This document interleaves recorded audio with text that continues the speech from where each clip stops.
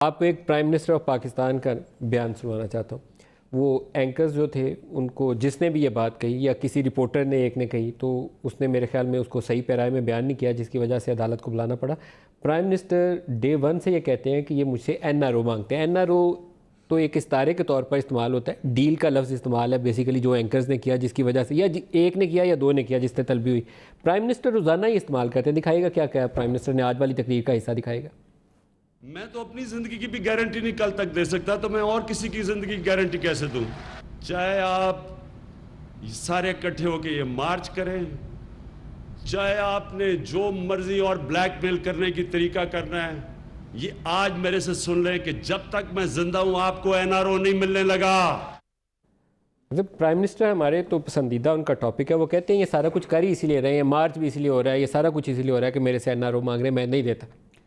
ندیم بھائی آپ بتائیں کہ جو آزادی مارچ کا ایجنڈا ہے, جو گولز ہیں, جو ڈیمانڈز ہیں, کیا وہ لاجیکل ہیں, جسٹیفائڈ ہیں, اور کیا وہ ایک سال بعد کی حکومت کو گھر بھیجنے اور وزیر اعظم پاکستان کا استعفیٰ طلب کرنے کی کیا اس میں کوئی سبسٹینشل آپ بتائیں مجھے کہ ریالٹی کے ساتھ جڑا کوئی بیانیہ ہے؟ اس میں بڑا کلیئر ہے کہ ایک جتھا بازی جو بدقسمتی سے آپ کو بار بار میڈیا کو جو دکھانی چاہیے کہ ایک تنظیم جو ہے وہ نثار الاسلام, جس کو بین کر دیا جاتا ہے, جس کو لشکر کشی کے لیے مولانا صاحب گارڈ آف آنر لیتے ہوئے پورے چینلز اس کو دکھاتے ہیں, نیشنل ایکشن پلان کے تحت اس کو بین کر دیا جاتا ہے.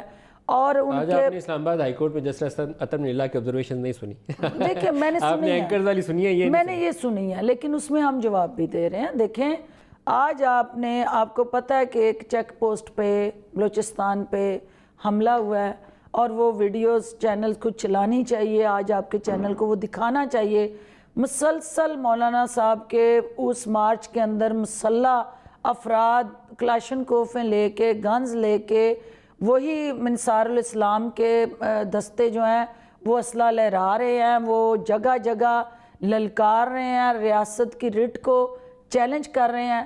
تو مجھے یہ بتائیں کہ یہ کون سی آزادی ہے جس کے پاؤں کے نیچے پاکستان کا قانون جو ہے روندا جا رہا ہے؟ آپ کہہ رہی ہیں کہ نثار الاسلام ایک دہشت گرد تنظیم ہے. دیکھیں میں نہیں کہہ رہی, آپ کا وہ کنڈکٹ کہہ رہا ہے, آپ کا وہ کسی بھی ملیشیا کو پرائیویٹ ملیشیا بنانے کے لیے چار چیزیں اس کی ڈیفینیشن میں آتی ہیں نا, کہ پرائیویٹ ملیشیا کوئی فرد, تنظیم یا پولیٹیکل پارٹی نہیں بنا سکتی. کیا کہ وہ کیا ہوتی ہے؟ سب سے پہلے وہ آرگنائزڈ ہوتی ہے, یعنی وہ ایک آپ جتھا ترتیب دیتے ہیں جو ہماری اطلاع کے مطابق کوئی تقریباً 10,000 افراد انہوں نے ان کو آرگنائز کیا, رجسٹر کیا. پھر کیا ہوتا ہے؟ وہ یونیفارم ہوتی ہے, جو آپ نے دیکھ لیا چینل پہ, وہ ایک یونیفارم پہنے ہوئے, ایک ان کا فارمیٹ اور ایک قسم کا ڈیزائن. پھر وہ کیا ہوتی ہے؟ وہ مسلح ہوتی ہے, تو وہ بھی آپ نے دیکھا وہ مسلح ہے.